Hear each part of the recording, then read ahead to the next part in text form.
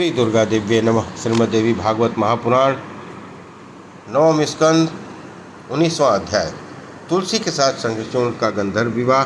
शंखचूर्ण से पराजित और निर्वासित देवताओं का ब्रह्मा और शंकर जी के साथ वैकुंठ धाम जाना। श्री हरि का शंखचूर्ण के पूर्ण जन्म का वृत्तांत बताना। नारद जी बोले, हे भगवान, अपने यह अद्भुत अत्यंत आख्यान सुनाया जिसे सुनकर किसी भी प्रकार से मुझे तृप्ति नहीं हो रही है। हे महामते, उसके बाद जो कुछ घटित हुआ उसे आप मुझे बताइए। श्री नारायण बोले, इस प्रकार शंखचूर्ण और तुलसी को आशीर्वाद देकर ब्रह्मा जी अपने लोक चले गए। तब दानव शंखचूर्ण ने गंधर्व विवाह के अनुसार उस तुलसी को पत्नी रूप में ग्रहण कर लिया। उस अवसर पर स्वर्ग में दुधुम्बियाँ बजने लगी और पुष्पों की वर्षा होने लगी। अब वह शंखचूर्ण अपने सुंदर भवन में तुलसी के साथ विलास करने लगा। आनंद का अनुभव कर वह तुलसी मूर्छित हो गई। वह साध्वी उस समय सुखपूर्व निर्जर सागर में निमग्न हो गई थी। काम शास्त्र में जो 64 प्रकार की कलाएं और 64 प्रकार के सुख बताए गए हैं, वे रसिक जनों के लिए अत्यंत प्रिय हैं। अंग प्रत्यंग का स्पर्श करने में स्त्रियों को सुखप्रद लगने वाले जो भी रस श्रृंगार होते हैं, उन सबको रसिकेश्वर शंखचूर्ण ने प्रस्तुत किया। अनेक प्रकार के आभूषणों से विभूषित हुआ रसिक शंखचूर्ण पुष्प चंदन से चर्चित रत्न में आभूषणों से अलंकृत उस तुलसी को साथ में लेकर अत्यंत रमणीक और पूर्व रूप से निर्जन स्थान में पुष्प चंदन से सुशोभित वायु युक्त पुष्पोद्यान और पुष्प चंदन से सुशोभित नदी के तट पर पुष्प चंदन से चर्चित सैया पर रास क्रीड़ा में निरंतर रहा। काम क्रीड़ा से ज्ञाता वे दोनों कभी भी विलास से विरक्त नहीं होते थे। उस साध्वी तुलसी ने अपनी चंचल लीला से अपने पति का मन हर लिया। उसी प्रकार रास भाव के ज्ञाता शंखचूर्ण ने भी रसिका तुलसी का मन अपनी ओर आकृष्ट कर लिया था। उस तुलसी ने राजा के वक्ष स्थल का चंदन तथा मस्तक पर तिलक मिटा दिया। उसी प्रकार उस शंखचूर्ण ने भी तुलसी के सिंदूर बिंदु को मिटा दिया। काम क्रीड़ा में शंखचूर्ण ने प्रसन्नतापूर्वक उस तुलसी के वक्ष स्थल आदि पर, उसी प्रकार तुलसी ने उसके वाम पार्श्व में और अपने हाथ में आभूषण का चिन्ह बना दिया। इस प्रकार परस्पर आलिंगन करते हुए काम कला के सम्यक ज्ञान रखने वाले वह दोनों क्रीड़ा करने लगे। रति क्रीड़ा से विरक्त होकर वे दोनों मन जो इच्छा रहती थी उसके अनुसार एक दूसरे का श्रृंगार करते थे। वह तुलसी शंखचूर्ण के मस्तक पर कुमकुम मिश्री चंदन लगाती थी। वह उसके सभी मनोहर अंगों में चंदन का लेप करती थी। वह शंखचूर्ण को सुवासित तांबुल खिलाती थी। अग्नि के समान शुद्ध 2 वस्त्र पहनाती थी। वृद्धा अवस्था रूपी रोग दूर करने वाला परिजात पुष्प प्रदान करती थी। बहुमूल्य रत्नों से निर्मित उत्तम अंगूठी पहनाती थी और तीनों लोकों में दुर्लभ उत्तम मणियों के आभूषण से अलंकृत करती थी। इस प्रकार शंखचूर्ण का श्रृंगार करने के पश्चात मैं आपकी दासी हूँ, ऐसा बार बार कहकर वह तुलसी महान भक्ति के साथ अपने गुणवान पति को प्रणाम करती थी।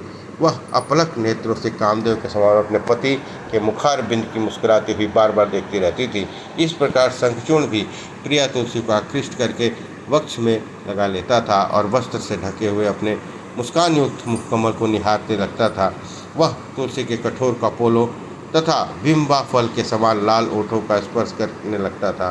तदंतर उसके वरुण के यहाँ से प्राप्त वस्त्रों का जोड़ा तीनों लोकों में दुर्लभ रत्नमयी माला और तुलसी को प्रदान की। इस प्रकार उसने स्वाहा देवी से प्राप्त 2 मंजीर, पायजेब, छाया के प्राप्त 1 जोड़ी बाजूबंद और रोहिणी से प्राप्त कुंडल, रति को प्राप्त हाथ में आभूषण के रूप में रत्न में अंगूठी और विश्वकर्मा के द्वारा प्रदत्त अद्भुत और मनोहर शंख तुलसी को प्रदान किए।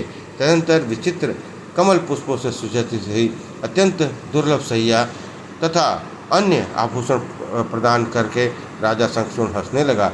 उसने उसकी चोटी में मांगलिक आभूषण लगाया और उसे गंड स्थल पर सुगंधित चंदन से 3 चंद्रलेखा से युक्त चारों और कुमकुम बिंदुओं से सुशोभित कर सुंदर चित्र बनाया। शंखचूर्ण ने उसके ललाट पर जलती हुई दीपशिखा के आकार के समान सिंदूर तिलक लगाया और स्थल का कमलानी को भी लज्जित कर देने वाला उसके दोनों कमल दृश्य चरणों में नखुनों पर प्रसन्नतापूर्वक सुंदर मुहावर लगाया।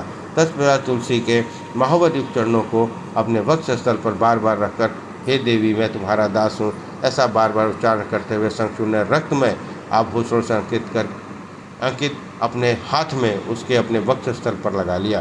तदनंतर राजा चंद्रचूर्ण वह तपोवन छोड़कर अन्य स्थान पर चला गया। पुष्प और चंदन से चर्चित शरीर वाला वह सकाम चंद्रचूर्ण मलय पर्वत पर, देव स्थान में, विभिन्न पर्वतों पर, तपोवन में, अत्यंत रमणीक स्थान में, निर्जन पुष्पोद्यानों में, समुद्र के तटवर्ती अत्यंत सुंदर कंदराओं में, जल और वायु से युक्त पुष्प भद्रा नदी के मनोहर तट पर, नदियों के सरोवरों पर, दिव्य तटों पर, वसंत ऋतु में भ्रमरों की मधुर ध्वनि से निदादित वनों में, अनुपम अत्यंत अनुपम आनंदकर गंधमादन पर्वत पर, नंदन नामक देवोद्यान में, अद्भुत चंदन वन में, चंपा केतकी तथा माधवी के निकुंज में, कुंदन मालती कुमुद और कमलों के वन में, कल्प वृक्ष तथा परिजात के वनों में, निर्जन कांचन स्थल में, पवित्र कांचन पर्वत पर, कांची वन में, किंजलक, कुंचक और कंचनाकर आदि स्थान में, वन में जहाँ कोयल की मधुर ध्वनि सुनाई देती है और पुष्पचंद की सुगंध से सुरभित वायु बहती रहती है, पुष्प चंदन से सुसज्जित सैया पर कामनयुक्त रमणी तुलसी के साथ इच्छानुसार विहार करने लगा। किंतु न तो दानवेंद्र शंखचूड़ तृप्त हुआ, न ही तुलसी ही तृप्त हुई, अपितु आहुति से बढ़ने वाली अग्नि के भांति उन दोनों की वासना निरंतर बढ़ती ही गई। तदंतर वह दानव चंद्रचूड़ उस तुलसी के साथ अपने आश्रम में आकर वहाँ अपने रमणीक क्रीड़ा भवन में जाकर बार बार विहार करने लगा।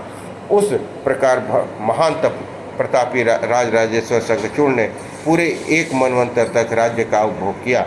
वह देवताओं, असुरों, दानवों, गंधर्वों, किन्नरों, राक्षसों की सदा शांत कर देने वाला था। उसके द्वारा छिने हुए आधार अधिकार वाले देवतागण भिक्षुकों की भांति विचरण करने लगे। अतः वे सभी अत्यंत दुखी होकर ब्रह्मा की सभा में गए। उन्होंने अपना वृत्तांत बताया और बार बार अत्यधिक विलाप करने लगा। तब विधाता ब्रह्मा जी देवताओं को साथ लेकर भगवान शंकर के स्थान पर गए और वहां पहुंचकर उन्होंने मस्तक पर चंद्रमा को धारण करने वाले सर्वेश्वर शिव की सारी बातें बताई। तत्पश्चात ब्रह्मा और शिव उन दोनों देवताओं को साथ लेकर जरा और मृत्यु का नाश करने वाले सभी के लिए अत्यंत दुर्लभ और परम श्रेष्ठ वैकुंठ में गए। जब वे श्रीहरि के लोकों को श्रेष्ठ प्रवेश द्वार पर पहुँचे तब वहाँ पर उन्होंने रत्न में सिंहासन पर बैठे हुए द्वारपालों को देखा। वे सभी पीताम्बरों से सुशोभित थे। वे रत्न में आभूषणों से अलंकृत थे। उन्होंने वर्णमाला धारण कर रखी थी। उनके शरीर सुंदर और श्याम वर्ण के थे। पुष्प, चंद्र, गदा, पद्म से सुशोभित उनकी 4 भुजाएं थीं। उनके प्रसन्न मुख मंडल पर मुस्कान व्याप्त थी और उन मनोहर द्वारपालों के नेत्र कमल के समान थे। ब्रह्मा जी ने उन द्वारपालों को अपने आने का प्रयोजन बताया। तब उन द्वारपालों ने ब्रह्मा को अंदर आने की आज्ञा दे दी। ब्रह्मा जी ने अब उनकी आज्ञा पाकर भीतर प्रवेश किया। इस प्रकार ब्रह्मा जी ने भीतर 16 द्वारों को देखा। देवताओं के साथ उन्हें पार करके वे श्रीहरि के सभाएं पहुँचे। वह सभा देवर्षियों और 4 भुजा वाले पार्षदों से घिरी हुई थी। वे सभी पार्वत श्री नारायण स्वरूप थे और कौस्तुभमणि से अलंकृत थे। उस सभा का आकार नवीन चंद्रमंडल के समान था। वह मनोहर सभा चौकोर थी। वह सर्वोत्तम दिव्य मणियों से निर्मित थी। वह बहुमूल्य हीरों से सजी हुई थी। भगवान श्रीहरि की इच्छा से निमित्त उस सभा भवन में बहुमूल्य रत्न जड़े हुए थे। मणिमयी मालाएं उसमें जाली से रूप में शोभा दे रही थी। मणियों के झालरों से सुशोभित थी। मंडलाकार करोड़ों रत्नमय विचित्र दर्पणों से वह सभा मंडित हो रही थी। वह सर्वत्र सुगंधित वायु से सुशोभित थी। बहुत सी विद्यार्थियों के नित्य से उस सभा की शोभा बढ़ रही थी। वह सभा 1000 योजन विस्तार वाली थी और बहुत से सेवकों से व्याप्त थी। देवताओं सहित ब्रह्मा और शिव ने सभा के मध्य भाग में विराजमान श्रीहरि के तारों से घिरे चंद्रमा के समान देखा। वे बहुमूल्य रत्नों से निर्मित अद्भुत सिंहासन पर विराजमान थे। वे किरीट, कौंडल और वनमाला से सुशोभित थे। उनके संपूर्ण अंग चंदन से अनुलिप्त थे। वे अपने हाथों में लीला कमल धारण किए हुए थे। वह प्रसन्नतापूर्वक मुस्कुराते हुए अपने सामने नृत्य और गीत आदि का अवलोकन कर रहे थे। उन सरस्वतीकांत भगवान श्रीहरि का विग्रह शांत था। लक्ष्मी जी उनके चरण कमल पकड़े हुए उनकी सेवा में संलग्न थी। लक्ष्मी जी के द्वारा दिए हुए सुवासित तांबूल का सेवन कर रहे थे। भगवती गंगा परम भक्ति के साथ शेष चवर डुलाकर उनकी सेवा कर रही थी। वहाँ उपस्थित सभी लोग भक्तिपूर्वक मस्तक झुकाकर उनकी स्तुति कर रहे थे। हे नारद, ऐसे उन विशिष्ट परिपूर्ण भगवान श्रीहरि को देखकर ब्रह्मा आदि सभी देवता प्रणाम करके उनकी स्तुति करने लगे। उस समय उनके सभी अंग पुलकित हो गए, आंखों में आंसू भर गए और वाणी गदगद हो गई। वे सभी परम भक्त भक्ति के साथ अपने कंधे झुकाए भयभीत होकर उसके समक्ष खड़े होकर स्तुति कर रहे थे। इसके बाद जगत की रचना करने वाले ब्रह्मा जी ने दोनों हाथ जोड़कर भगवान श्रीहरि के सामने विनम्रतापूर्वक सारा वृत्तांत निवेदन कर दिया।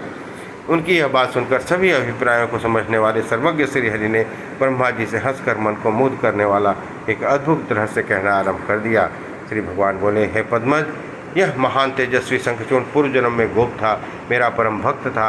मैं इसका सभी वृतांत जानता हूँ। अब आप पुरातन इतिहास के रूप में निबद्ध अपना संपूर्ण वृतांत सुनिए।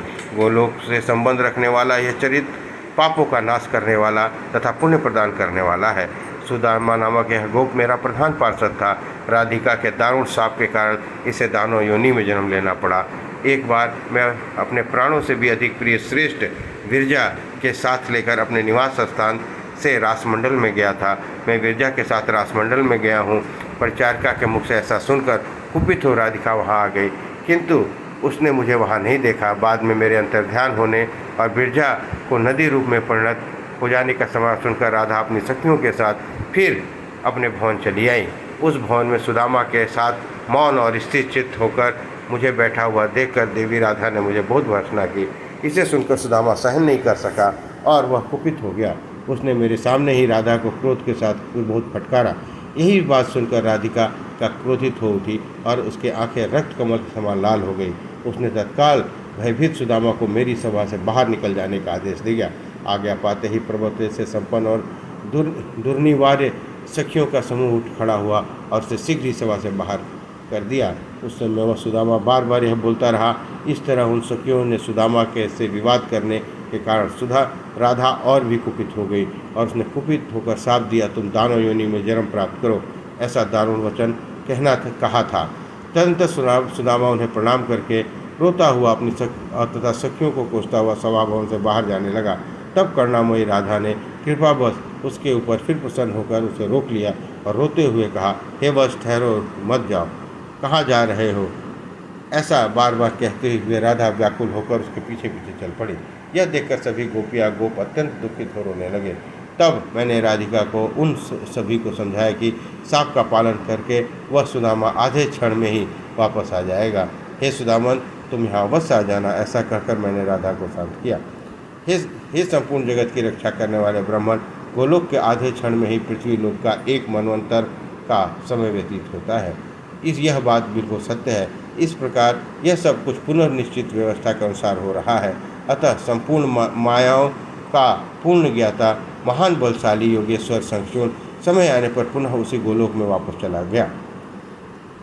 अब आप लोग मेरा त्रिशूल लेकर शीघ्र भारतवर्ष में चलें और वहाँ पर शंकर जी मेरे त्रिशूल से उस राक्षस का संहार करें। वह दानव शंखचूड़ अपने कंठ में मेरा सर्वमंगलकारी कवच निरंतर धारण किए रहता है। इसे से वह सदा संसार विजयी बना हुआ है। हे ब्राह्मण, ऐसे कंठ में उस कवच के रहते उसे मारने का कोई प्राणी समर्थ नहीं है। अतः मैं ही ब्राह्मण का रूप धारण करके उसकी कवच की याचना करूँगा। इस प्रकार उसकी पत्नी का सतित्व नष्ट हो जाएगा। उसी समय उसकी मृत्यु होगी। ऐसा आपने उसे वर दे रखा है। इसके लिए मैं अवश्य उसकी पत्नी के उदर में अपना तेज स्थापित करूँगा, जिससे उसी क्षण वह शंखचूड़ की मृत्यु हो जाएगी। इसमें संदेह नहीं है। तब उसकी पत्नी अपना शरीर त्याग कर पुनः मेरी प्रिया बन जाएगी। ऐसा कहकर जगत के स्वामी भगवान श्री हरि ने शंकर जी को त्रिशूल दे दिया और त्रिशूल देकर वे श्री हरि प्रसन्नतापूर्वक तत्काल अंतःपुर में चले गए। इसके बाद सभी देवताओं ने ब्रह्मा और शंकर जी को आगे करके भारतवर्ष के लिए प्रस्थान कर दिया। इस प्रकार श्रीमद् देवी भागवत महापुराण 9वां स्कंद 19वां अध्याय संपन्न हुआ। बोलिए दुर्गा महारानी की जय।